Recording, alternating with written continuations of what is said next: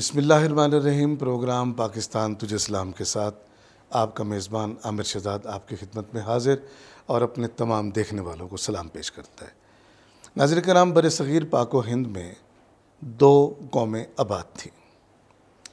اس کے بعد انگریز آیا تاجر بن کر۔ وہ نہ صرف تاجر تھا بلکہ وہ شاطر بھی تھا، اور اپنی شاطرانہ چالوں سے جہاں اس نے تجارت کے نام پر اس ملک میں اس سرزمین پہ رہنے کی اجازت چاہی تھی، آہستہ آہستہ اس نے اپنا تسلط قائم کیا، اور یہ تسلط مختلف حوالوں سے تھا، جس میں انتظامی طاقت کے حوالے سے، اس میں معیشت کے حوالے سے، اس میں سماجی اور سیاسی طور پر اس کا جو اثر انداز ہونا تھا وہ تاریخ اس کی گواہی دیتی ہے۔ اس تسلط کے بعد انگریز کا جو ایک دباؤ تھا وہ آہستہ آہستہ ہندوؤں کی جانب بڑھتا چلا گیا، جبکہ بر صغیر پاک و ہند واضح طور پر دو قوموں کی سرزمین تھی، جس میں ہندو اور مسلمان باہمی طور پر رہتے تھے۔ مسلمان نہ صرف رہتے تھے بلکہ مسلمانوں کے پاس اقتدار بھی تھا، اور اکثریت کی جو ریاستیں تھیں وہ مسلمانوں کی ریاستیں تھیں۔ اس کے بعد انگریز کی جو شاطرانہ سوچ تھی اس نے مسلمانوں کو ایک طرح سے دبانا شروع کر دیا۔ گو اگر ہم یہ کہیں کہ بر صغیر پاک و ہند میں تقسیم ہند سے پہلے، پاکستان کے مارز وجود میں آنے سے پہلے، مسلمانوں کی جو صورتحال تھی وہ ناگفتہ بے تھی۔ مسلمان دباؤ کے شکار تھے، مسلمان عملاً کچھ کرنے سے قاصر تھے، اور اگر کچھ کرتے تھے تو ان کے راستے میں نہ صرف انگریز کی سرکار بلکہ ہندوؤں کی عیاری بھی سامنے آ جاتی تھی، اور اس رکاوٹ سے مسلمانوں کو اپنے مذہبی، اپنے روایتی، اپنے اسلامی طور اور طریقے اپنانے میں تکلیف کا سامنا تھا۔ یہ ایک واضح اور بڑی نمایاں حقیقت ہے کہ انگریز کے ہوتے ہوئے، انگریز کی حکومت ہوتے ہوئے، مسلمانوں کے عمائدین نے، مسلمانوں کے قائدین نے یہ سوچا، یہ دیکھا، یہ پرکھا کہ کبھی بھی ہندو کے ساتھ مسلمان چل نہیں سکتا، اور انگریز نے اس تفریق میں بھرپور طریقے سے اپنا کردار ادا بھی کیا۔ دو قومی نظریہ واضح طور پر سامنے آ گیا۔ مسلمانوں کا اپنا ایک جداگانہ انداز تھا،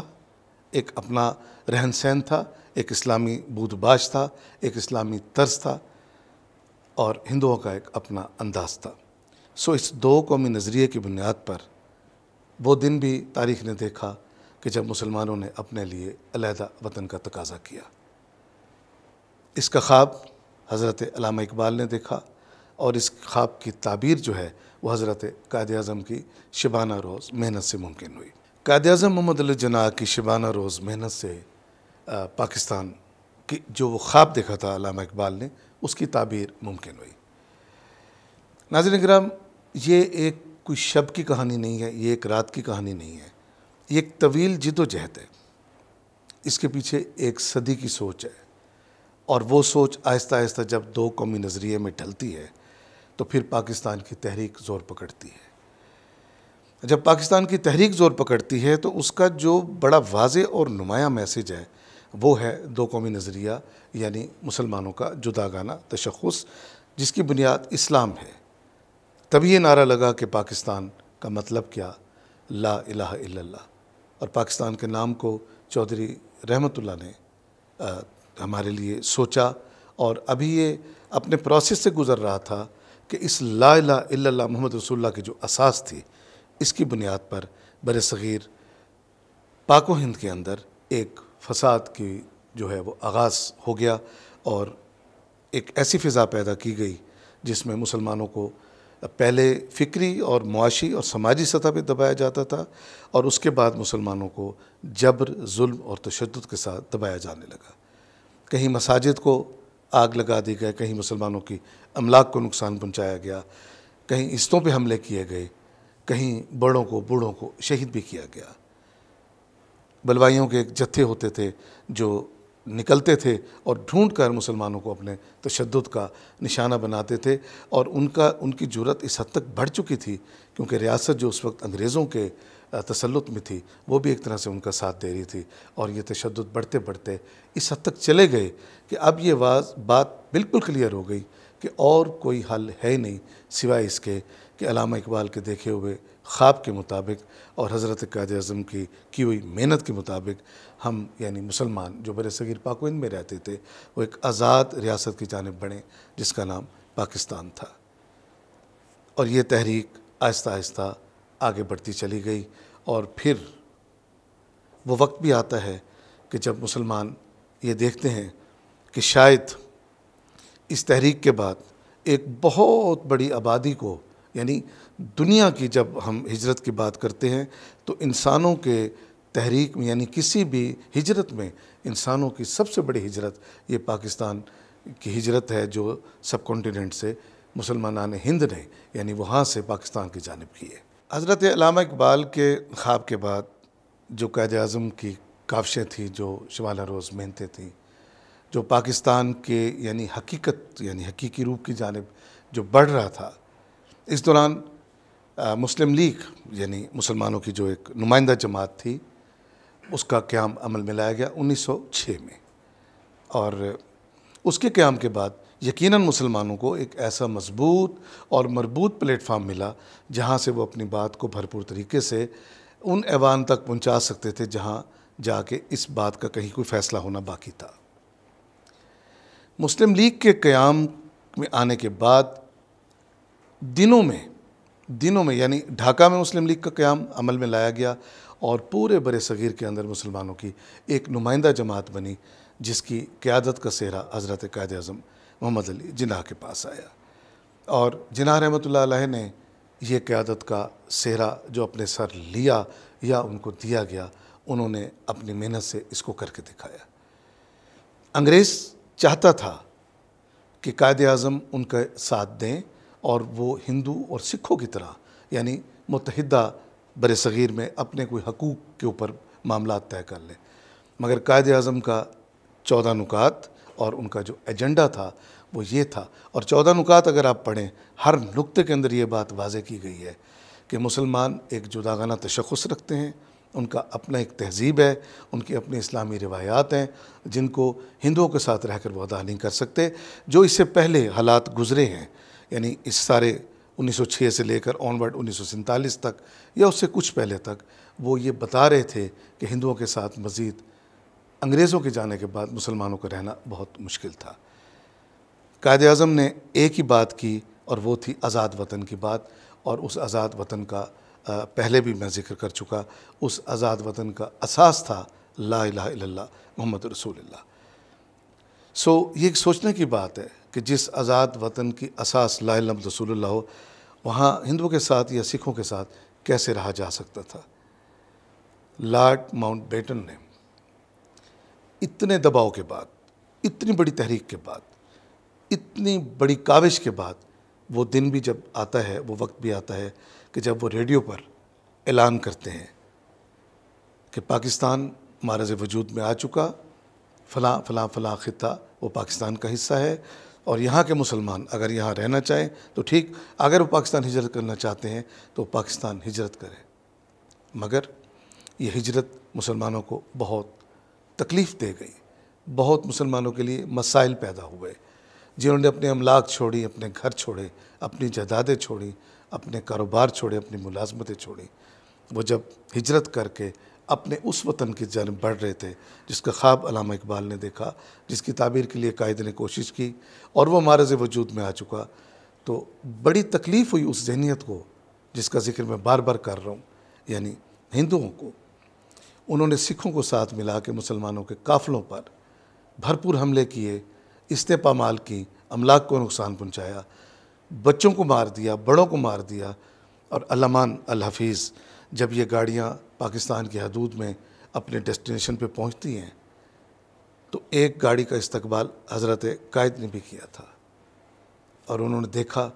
کہ اندر لوگوں کی لاشیں پڑی ہوئی تھیں۔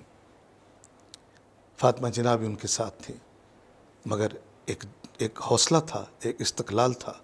حضرت قائد کا، انہوں نے اس سارے مراحل کو برداشت کیا، اور پاکستان کی تعمیر و ترقی کے لیے جتنی زندگی خدا نے ان کے بعد ان کو دی وہ اس کے لیے کوشاں رہے۔ ناظرین کرام، آزاد وطن آزاد ہو گیا، آزاد وطن بھی بن گیا۔ آزادی کیا ہے؟ کبھی اس پر بھی ہمیں غور کرنا ہے کہ آزادی ہوتی کیا ہے، آزاد قومیں کیا ہوتی ہیں، اور آزادی کے مفہوم کے ساتھ جو قومیں جیتی ہیں وہ کس طرح جیتی ہیں۔ ہم اگر دنیا عالم پر نگاہ دوڑاتے ہیں، جو محکوم قومیں جی رہی ہیں ان کے مسائل اور جو آزادی کے ساتھ جی رہے ہیں ان کی آزادی کو جب ہم موازنہ کرتے ہیں تو ہم کم از کم جو پاکستان میں رہتے ہیں ہم خدا کا شکر ادا کرتے ہیں کہ ہم ایک ایسی مملکت کی آزاد فضاؤں میں سانس لیتے ہیں کہ جس کی صبح روشن دلیل ہے ہمارے لیے اس آزادی کی جس کی نوید ہمیں خواب کی صورت میں علامہ اقبال نے دکھائی تھی، اور جس کی تعبیر ہمیں حضرت قائد نے دی تھی۔ اور پھر اس کے پیچھے ایک صدی کا سلسلہ ہے۔ آزادی کا یہ سفر وہ ایک شب ایک رات کا سفر نہیں ہے، آزادی ایک نعمت ہے۔ جن قوموں کے پاس آزادی ہے وہ اپنی قوموں کے تشخص کو آزادی کے ہی مفہوم میں دن رات آگے بڑھانے کی کوشش میں کوشاں ہے۔ ہم بطور پاکستانی کے اپنے اس آزادی کو، اس تحفے کو، اس نعمت کو کہاں لیتے ہیں؟ جب حضرت قائد نے پاکستان بننے کے بعد ایک سکول میں جہاں انہیں مدعو کیا گیا تھا، انہوں نے اپنی گفتگو کے بعد ایک شعر پڑھا تھا، ہم لائے ہیں طوفان سے کشتی نکال کر، رکھنا میرے بچوں تم اسے سنبھال کر۔ کتنا بڑا میسیج ہے، ایک کتنا بڑا پیغام ہے جو حضرت قائد اعظم رحمۃ اللہ علیہ نے اپنی قوم کو یعنی آپ کو اور مجھے دیا تھا۔ ہم آج اپنے آپ کو اس مقام پہ رکھ کے سوچ سکتے ہیں کہ حضرت قائد کے اس پیغام کی روشنی میں ہم نے کیا کیا ہے، ہمارا کردار کیا بنتا ہے۔ میں ایک بچہ ہوں، میں ایک بڑا ہوں، میں ایک معلم ہوں، میں ایک ٹیچر ہوں، میں ایک طالب علم ہوں، میں ایک مرد ہوں، میں ایک باپ ہوں، میں ایک بیٹا ہوں، میں اس زمین کا بیٹا ہوں، اس دھرتی کا بیٹا ہوں، اس آزاد وطن کا بیٹا ہوں، اور جس کی آزادی بے بہا قربانیوں اور بہت زیادہ خون بہنے کے بعد، جیسے کہ میں نے پہلے عرض کیا، یہ ہمیں ملی۔ ہم نے اس کو سنوارنے میں جو اپنا کردار ادا کرنا ہے، کیا ہم نے وہ کردار ادا کیا؟ اگر نہیں کیا تو پھر عہد کر لیں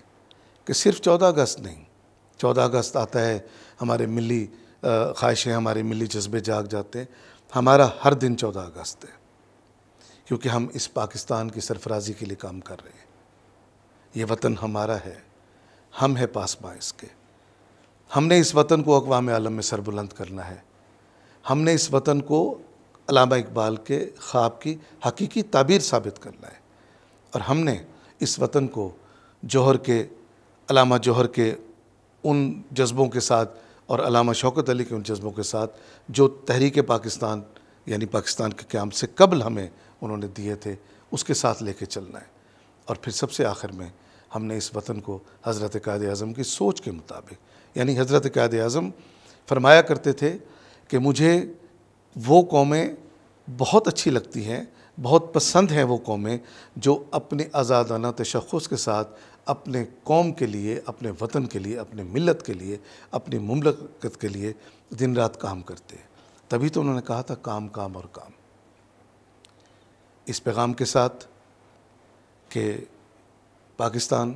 ہمیشہ اس دھرتی پہ، اس دنیا میں شاد و آباد رہے گا، مگر اس وعدے کے ساتھ کہ اس کو شاد و آباد رکھنے کے لیے ہم اپنا کردار ادا کریں گے۔ جی ناظرین اکرام، اپنے میزبان کو اب اجازت دیجیے۔ میری آن میری شان، پاکستان، پاکستان تجھے سلام۔ اللہ حافظ۔